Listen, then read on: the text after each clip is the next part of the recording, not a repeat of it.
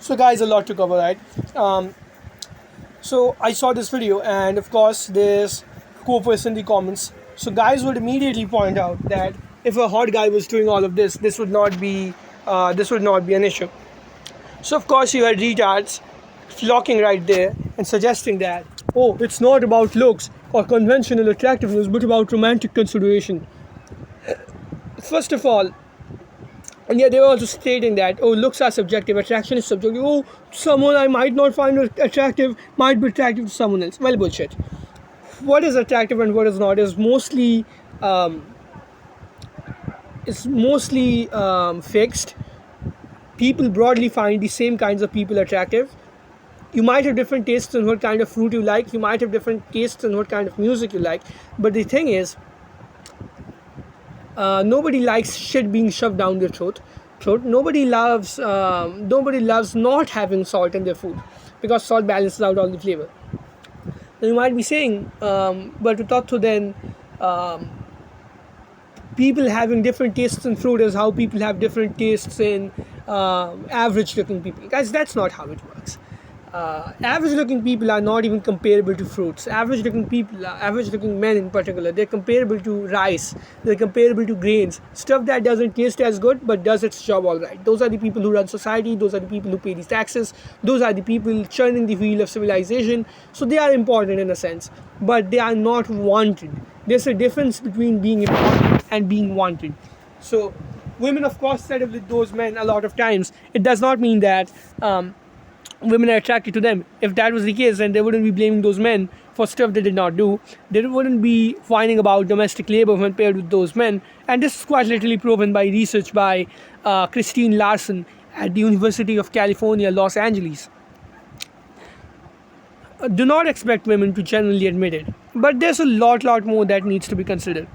They were talking about how it's not about looks and about romantic consideration. What these people don't really understand is, when they say all of this stuff about romantic consideration, I don't understand what they mean. They believe that they either believe that it's some magical spark or it's about your personality. The research suggests that the single largest predictor of relationship success in men and relationship initiation in men, and it's even greater than women's, is looks. And the second biggest factor supposedly is personality. But the thing is, personality is not something that can be measured. So when in dating, it seems like people have these good personalities and they're getting chosen, and it's the second biggest predictor. What they don't consider is, attractive men are rated as much funnier and much more intelligent than they actually are. Attractive men are also rated as much more responsive than they actually are. In fact, sorry for the Giselle Bundchen pictures, this is one of the only sensible female comments I have seen in the past while. Women essentially don't care about, when we adjust for self-reporting, it's found that women don't really care about responsiveness. In fact, it's attractive men that they rate as more responsive. In fact, the thing is, even when those men are not responsive, women tend to be attracted to dark triad traits. Now, the thing is, when women see such guys, they have this "I can fix him" syndrome. They have this "I can fix him" syndrome because, you know about that quote, the delusion that what's beautiful is good is almost complete. Women are also attracted to narcissistic men for long-term commitment. Here's an interesting data set, by the way, which kind of proves, frequency in percent of contextual factors reported to increase fear, enjoyment, and verbal reactions to stranger harassment. Attractive harasser 1.9, fear, enjoyment 27.1. So more than a quarter of women enjoy being harassed by attractive men. When you suggest all of this and tell them that, maybe this is the reason you have a lot of guys who go around graping, because women have not so defined lines of consent. And it's for a lot of women, an attractive guy just assuming consent and doing that shit to them and them getting rewarded is probably a factor in what they believe is not a normal thing to do and not a normal thing to do. Then they freak out. You have guys who have been rewarded for forcing themselves on women in the past. They go on to their inhibition drops down and they go on to coerce themselves eventually on a woman who doesn't want it. That is your stereotypical rapist. right? That is your stereotypical rapist. This is the discussion that people don't want to have. It's not because men are afraid of hearing no, but because the men, the risk group of men have never been told no. You'd see a lot of feminists tell you that sexual harassment is because men are afraid of hearing no. No, it's not that. It's because the men who do this kind of stuff have never been told no when they have done subpar behavior, when that they have gotten away with and this is not an invitation for you guys to harass older women, by the way. They get away with subpar behavior, they are rewarded for subpar behavior by women, and then they go on to do that to some other woman who doesn't really want it. So, that out of the way. People have these ideas that they are extremely special, that their preferences are special, that their likings are special, but the truth is they're not special. They might be slightly unique in some cases, but for most stuff like what's attractive, what's edible, people mostly agree on what's attractive, what's edible, what can kill you, what cannot kill you. If I fed you cyanide, you're probably gonna die. If I drowned you, you're probably gonna die. If I burned you, you're probably gonna die. And this is not about the violence; it's the point that most people are mostly the same. They're nothing special, and they have those same lives. Now, of course, then some guys went on to suggest, why wouldn't women just let those guys know that they're not attracted to them? The usual retort. The usual retort is, it's because those guys would lash out and attack them. Now, I'm not telling you that this is not something that doesn't happen. It's simply not as common as people want you to believe. And like most cases of mass hysteria, women again are a victim of this mass hysteria. They believe that this happens to every woman. They believe that every single guy is likely to do this. Most guys would actually appreciate it if women did not waste their time, resources, and their whole as gesture maxing. Most guys would actually appreciate that. Now, with the guys who do in fact go on to attack women, I would like to discuss a few things. People sometimes forget that children's failures are parents' failures.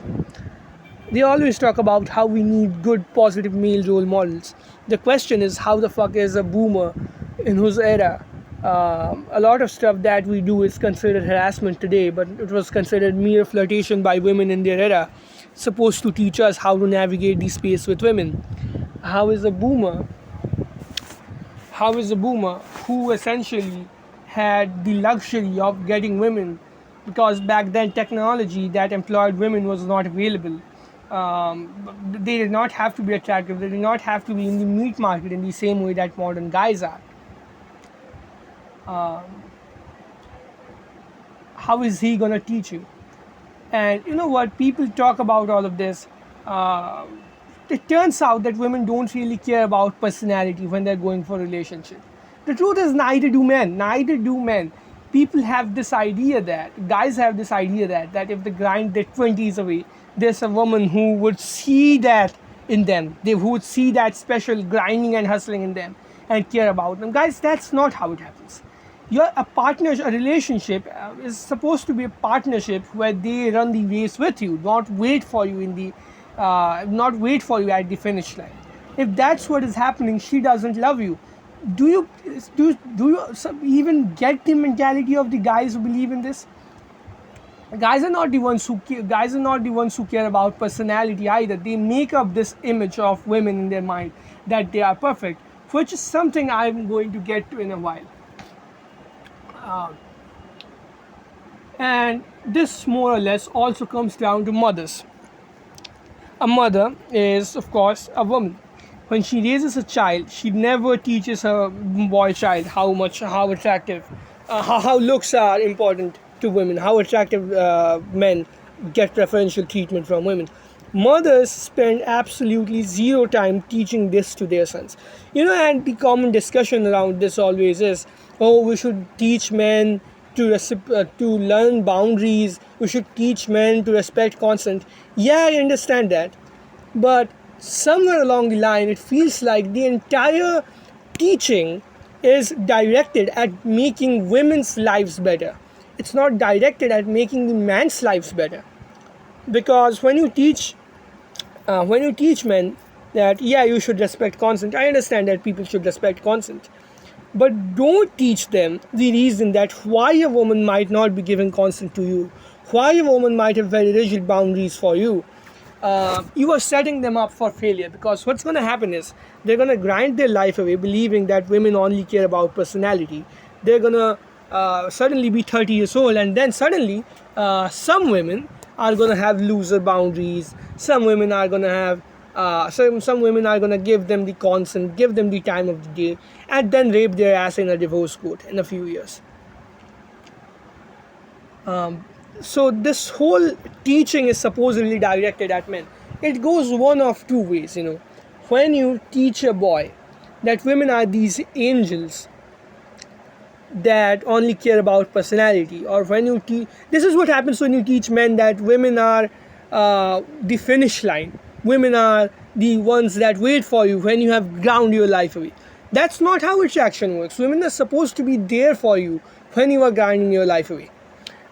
And when you teach your son that women are these angelic creatures who only care about your personality, then you have been a good guy, then you've been a guy who was nice to them, and then it turns out all of that doesn't work because you're not that guy. Most guys don't realize still that it's not about their looks, because women wouldn't tell them. They start thinking that there's something wrong with that woman because the image of woman they were raised with doesn't match this. They don't care about your personality. They don't care about how much you love them. They simply don't like you. So when you suddenly start feeling like, yeah, she is evil, that's when these attacks happen. That's when men feel like that there's something wrong with her, that she is bad and I have to attack her. This is the problem. Instead, if you taught men that how important looks are, instead of always going on about status and money and personality, then that would, one, keep the men safe, and for the second, keep the women safe. A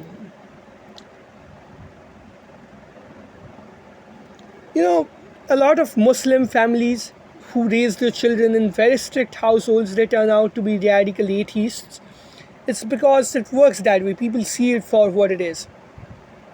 People start seeing it for what it is. They see the oppressive sides of their religion, and then they turn out violent atheists, militant atheists. I'm not saying this in a bad sense. I'm not telling you that it's a bad thing either. Then you have people who raise their children in liberal households, and the funniest part is those people turn out to be the flag bearers of their religion. You know exactly which community I'm talking about. You have American and Western Muslims raised in